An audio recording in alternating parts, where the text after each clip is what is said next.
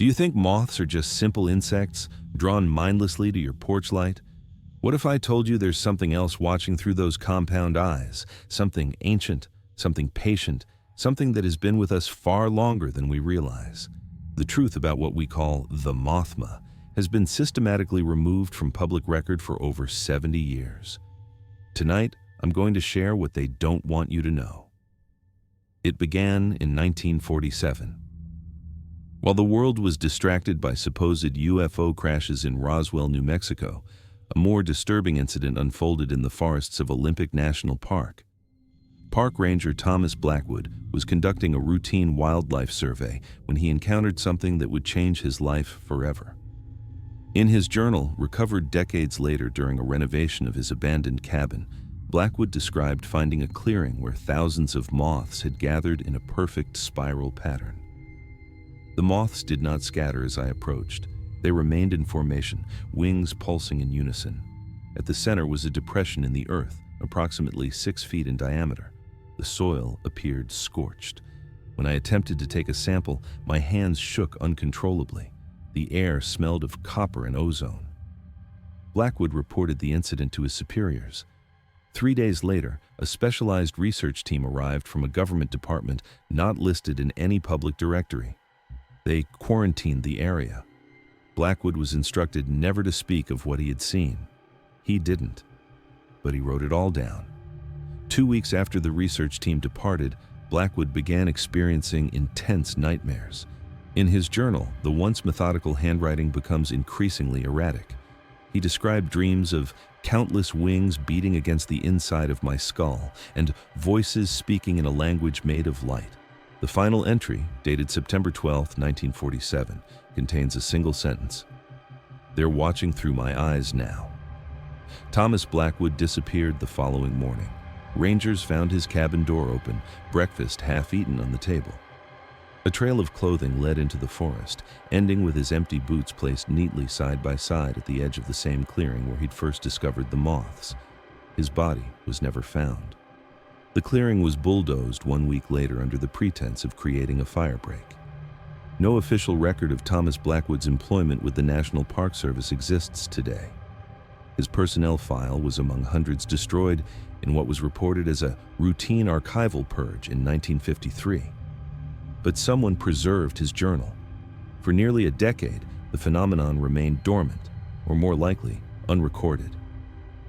Then, in 1956, a series of unusual events occurred in the small mining community of Colewood, West Virginia. Over a 2-week period in August, 17 children reported seeing what they described as the Mothman standing outside their windows at night. Parents dismissed the sightings as nightmares or overactive imaginations until 12-year-old Sarah Milligan disappeared from her bedroom on August 28th. Her window was found open, the screen removed. On the windowsill, a perfect circle of moth dust, and within it, a symbol resembling an elongated figure 8 pressed into the wood. The search for Sarah Milligan became the largest in West Virginia history. 3 days into the search, volunteers discovered a cave entrance in the hills above the town. Inside, they found thousands of moth cocoons attached to the walls, ceiling, and floor. At the center of the cave was Sarah's nightgown, folded neatly, without a trace of the girl herself. The county sheriff called in federal authorities. Within hours, men in unmarked vehicles cordoned off the area. The cave was sealed with concrete the following day. The official report stated that Sarah Milligan had been abducted by a drifter who was later killed in a car accident in Kentucky. Her body, authorities claimed, was never recovered. The drifter never existed.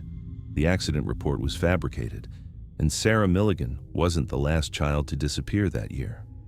In October 1956, the Journal of Entomology published an article by Dr. Eleanor Weiss detailing unusual behavioral patterns in Lepidoptera populations across North America.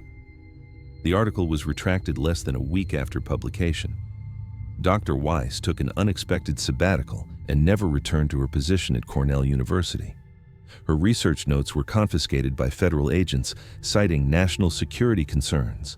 A single page from those notes surfaced in 1978, discovered in a used textbook purchased at a university bookstore. On it, Dr. Weiss had sketched the same elongated figure 8 symbol found on Sarah Milligan's windowsill. Beneath it, a single sentence: "They aren't separate organisms, they're cells in a larger body." The page disappeared from the graduate student's apartment the night after he showed it to his professor. The professor refused to discuss the incident again. Throughout the early 1960s, reports of strange moth behavior increased across rural America. Farmers in the Midwest documented swarms gathering in perfect geometric formations above their fields. Wildlife officials in New England found inexplicable die-offs where thousands of moths would be discovered arranged in intricate patterns across forest floors. Each incident followed a pattern: initial documentation by local authorities, swift intervention by federal agencies, revised explanations attributing the phenomena to weather, pollution, or pesticides, and always, the disappearance of primary witnesses and evidence. The pattern accelerated in November 1966 when the first widely reported sightings of what the press called the Mothman emerged from Point Pleasant, West Virginia. The narrative of a red-eyed winged humanoid captured public imagination, spawning books, films, and a tourist industry that persists to this day. What few realize is how perfectly this sensationalized story served to obscure the truth. While attention focused on alleged Mothman sightings, something far more disturbing was happening in homes throughout the Ohio Valley. Families reported finding strange dust patterns on their floors and furniture. Children spoke of the moth people, whispering to them through windows at night. Local doctors noted an unusual increase in sleep disorders, particularly among those living near wooded areas. Dr. Richard Halsey, a neurologist at Camden Memorial Hospital, began documenting these cases in early 1967. His preliminary findings suggested a form of mass parasomnia triggered by an unknown environmental factor. In patients' EEG readings, he identified unusual delta wave patterns that appeared to be synchronized across different individuals, something neurologically impossible according to medical understanding of the time. Dr. Halsey presented his findings at a closed medical conference in March 1967. The following week, his office was burglarized. All patient files and research materials were taken. When he attempted to continue his work, his hospital privileges were revoked due to concerns about his mental health. 2 months later, he was found dead in his home. The official cause, suicide by hanging. His wife maintained until her own death that the handwriting on the suicide note did not match her husband's. She also reported finding strange dust on the windowsills every morning after his death, no matter how thoroughly she cleaned. The collapse of the Silver Bridge in December 1967 effectively ended mainstream interest in the Mothman phenomenon. The tragedy's timing was convenient, perhaps too convenient, for those seeking to bury the truth about what was really happening in Point Pleasant.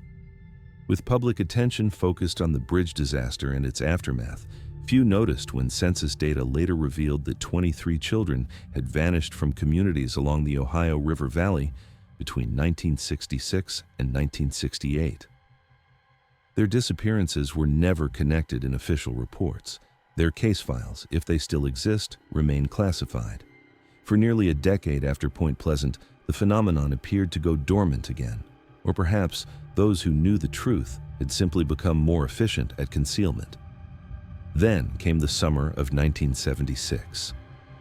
In the small town of Millfield, Ohio, just 70 miles from Point Pleasant, 10-year-old James Harker was collecting insects for a school project. On July 7th, he captured what he believed was an unusually large moth with distinctive markings. He placed it in a jar with air holes and left it on his desk before going to sleep. His mother reported hearing him talking in his room around 2 a.m. Assuming he was having a dream, she didn't investigate. In the morning, James was gone. The jar on his desk was empty, the lid still sealed. On his pillow, a perfect circle of moth dust containing the now familiar elongated figure 8 symbol. The official explanation: James had run away from home. Despite no history of behavioral problems, no missing belongings, and no reason to flee, authorities insisted this was the only logical conclusion. 3 days after James vanished, his father found a tape recorder under the boy's bed. James had apparently been recording his observations of the captured moth. The tape contained approximately 20 minutes of the boy's voice describing the insect, followed by 7 hours of what audio analysts would later identify as a form of infrasound, sound waves below the range of human hearing that can nevertheless affect the nervous system and brain function. The final moments of the recording captured James whispering, "They're calling me to the window now. They say I've been chosen to join the Mothma." The tape disappeared from police evidence within 24 hours. 2 officers who had listened to it took extended medical leave for what was described as acute stress reaction. One never returned to duty. The other committed suicide 3 months later, leaving a note that contained a single sentence: "They speak through the walls when the lights go out." Between 1976 and 1982, similar incidents occurred in rural communities across Appalachia. Children reporting moths speaking to them, unusual dust patterns found in homes, unexplained disappearances. In each case, local investigations were quickly superseded by federal authorities. In each case, rational, mundane explanations replaced initial reports. A pattern emerged in the disappearances. The children were always between 8 and 12 years old. They were always described as imaginative, sensitive, and intelligent, and they always vanished during new moons. In September 1982, Dr. Catherine Mills, an entomologist with the University of Virginia, began investigating reports of unusual moth migration patterns in the Blue Ridge Mountains. Her research team documented swarms gathering at specific locations, forming complex geometric patterns before dispersing. Using time-lapse photography, they revealed that these formations, when viewed from above, created recognizable symbols, including the elongated figure 8 seen in previous incidents. Dr. Mills theorized that these moths were exhibiting collective behavior far beyond their supposed neurological capabilities. Her team captured specimens for laboratory analysis. Initial results indicated abnormal brain structure and unexplained bioluminescent properties in the moths' nervous systems. 3 weeks into their study, the research station was destroyed in what authorities ruled an accidental fire. All specimens and data were lost. 2 research assistants died in the blaze. Dr. Mills, who had been in Charlottesville that evening, died in a single car accident while returning to the site. Her autopsy revealed lethal levels of alcohol in her bloodstream, despite multiple witnesses attesting that she had not been drinking. A janitor at the biology department later reported finding strange dust patterns in Dr. Mills's office the night after her death. When he returned with his supervisor, the patterns had been cleaned away.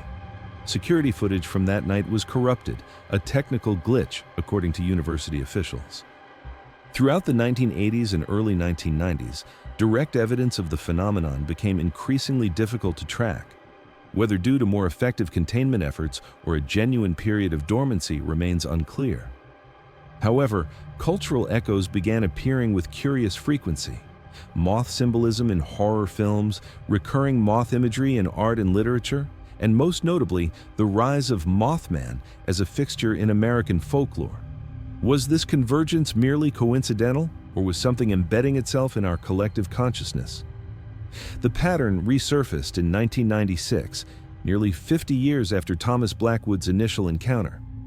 In the town of Black River, Tennessee, 12-year-old Emma Weiss, coincidentally or not, a distant relative of Dr. Eleanor Weiss, began documenting unusual moth behavior in her science journal. Over 3 months, she recorded increasingly complex swarm patterns forming near her home. Her final entry described moths gathering outside her window, their wings moving in synchronized patterns that seemed to form words. "They're trying to tell me something," she wrote, "not with sounds, but with patterns of light and shadow. I think I'm starting to understand." Emma disappeared on October 21, 1996. Her journal was confiscated by individuals identifying themselves as CDC officials investigating an outbreak of encephalitis in the area. No such outbreak existed in public health records. Emma's parents found moth dust on their daughter's empty bed, arranged in now familiar patterns. Within the dust was a perfectly preserved impression of Emma's hand, as if she had pressed it into the dust before vanishing. When police photographed the scene, the impression was mysteriously absent from all images.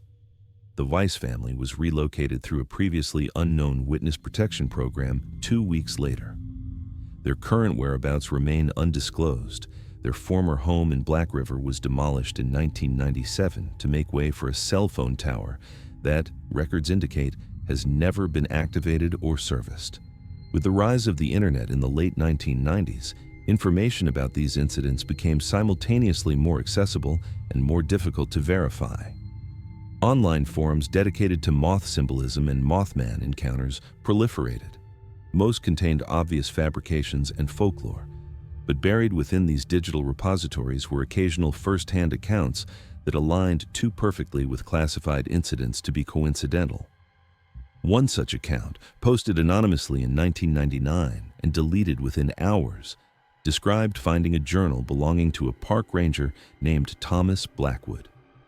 The post included excerpts that matched passages from Blackwood's actual journal, documents that had never been made public. The user's account was traced to a public library in Seattle, where security footage showed no one using the computer at the time the post was made. The library's exterior cameras, however, captured an unusual swarm of moths gathering near the building's network cables minutes before the post appeared.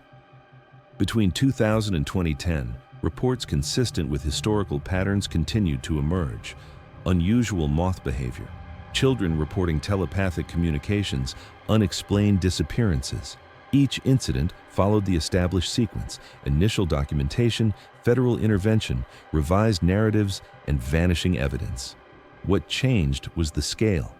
No longer confined to isolated rural communities, the phenomenon began appearing in suburban and urban environments. Moth dust patterns were reported in apartment buildings in Chicago, Boston, and Atlanta. Children in different cities described identical dreams featuring people made of wings and light, inviting them to join the Mothma. In 2008, an internal memo leaked from an unnamed government agency referred to something called Operation Lamplight, described as ongoing containment and disinformation protocols regarding Class 3 non-human intelligence manifestations. The document specifically referenced lepidopteran behavioral anomalies and consciousness transference. The memo disappeared from all digital platforms within hours of its appearance.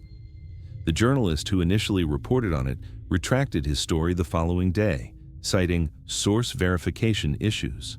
He took an extended leave of absence and has not published another investigative piece since. In 2012, Dr. James Harker, the same James Harker who had disappeared from Millfield, Ohio in 1976, resurfaced as a tenured professor of entomology at a prestigious university. His professional biography listed no gaps in his education or career history, despite having been missing for 4 decades. His research focused on collective behavior in insect populations and what he termed distributed neural networks in Lepidoptera. When a colleague mentioned the coincidence of his name matching that of a child who had disappeared in the 1970s, Harker reportedly stared blankly for several seconds before excusing himself. He submitted his resignation the following morning. His apartment was found empty that evening, with no indication of where he had gone or how he had moved his belongings without being noticed. The only item remaining was a jar on his desk, identical to the one he had used to capture a moth as a 10-year-old boy. Inside was a single wing, disintegrating into dust as police cataloged the scene. The dust formed a perfect figure-8 pattern at the bottom of the jar. Since 2015, technological advances have both revealed and obscured aspects of the phenomenon. Citizen scientists using high-definition cameras have captured unprecedented footage of moth swarm behavior, revealing complex formations and synchronized flight, patterns that defy conventional understanding of insect neurology.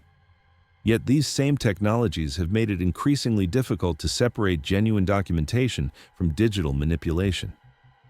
What remains consistent are the disappearances.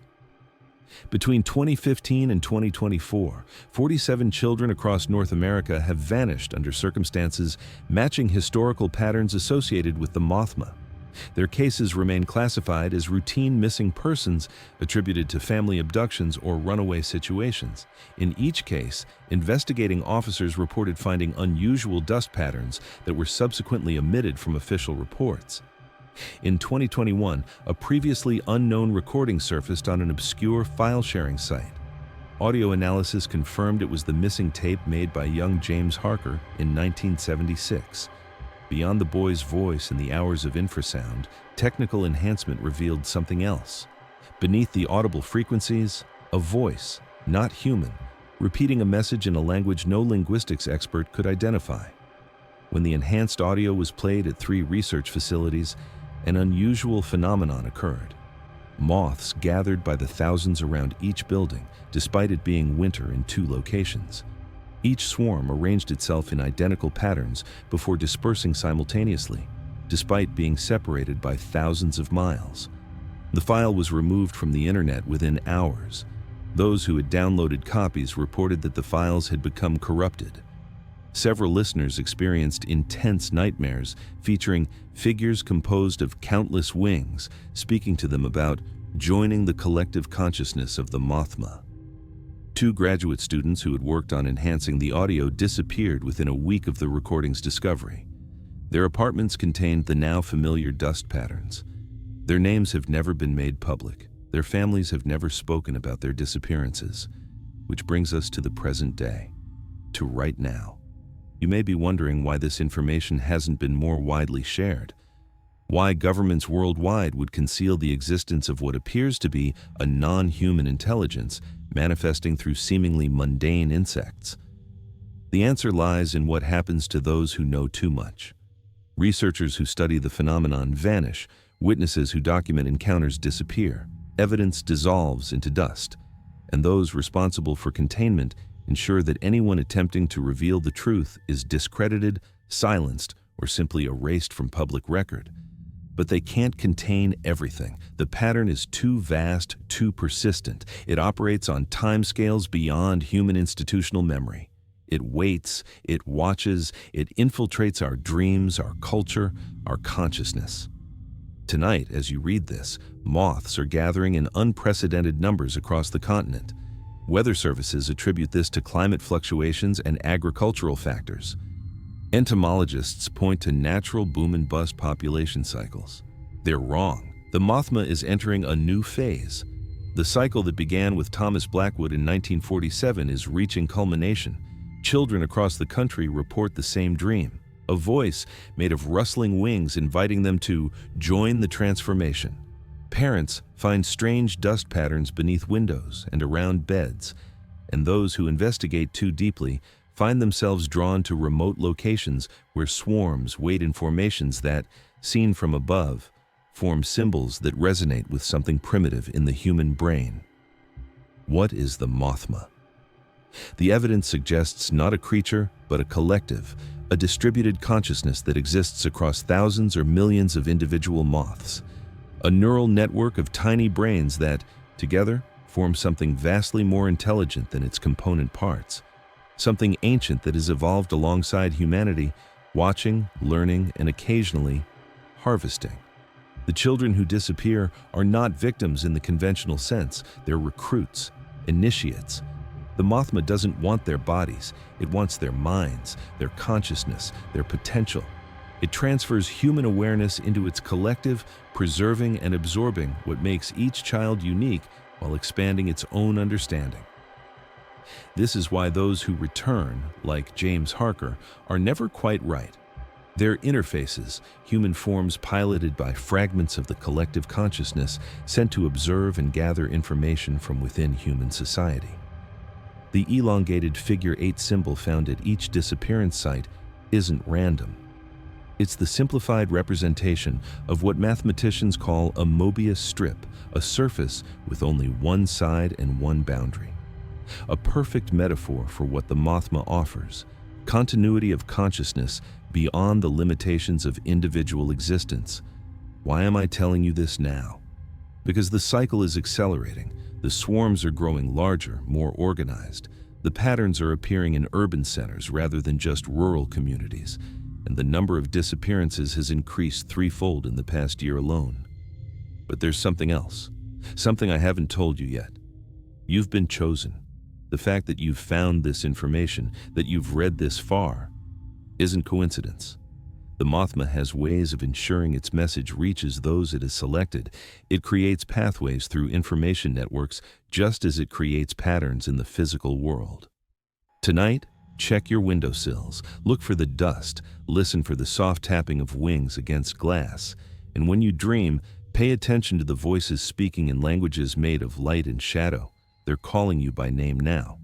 If you're reading this, you're already part of the pattern. The dust is already gathering around you, molecule by molecule. The choice isn't whether to acknowledge the Mothma's existence, it's whether to embrace what it offers.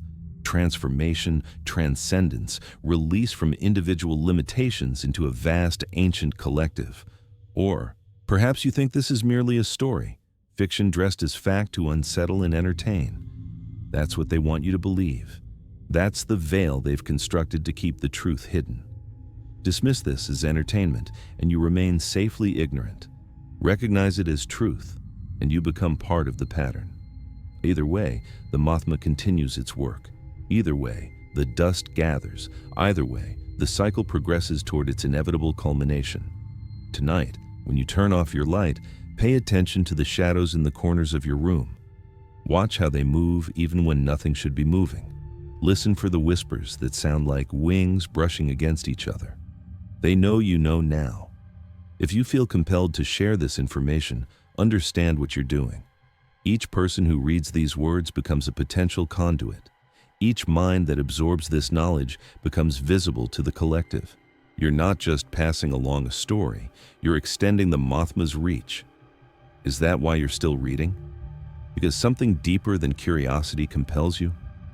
Because somewhere in your consciousness, you recognize the truth of what I'm describing? Because part of you already belongs to them? Check your windows tonight. Look for the dust.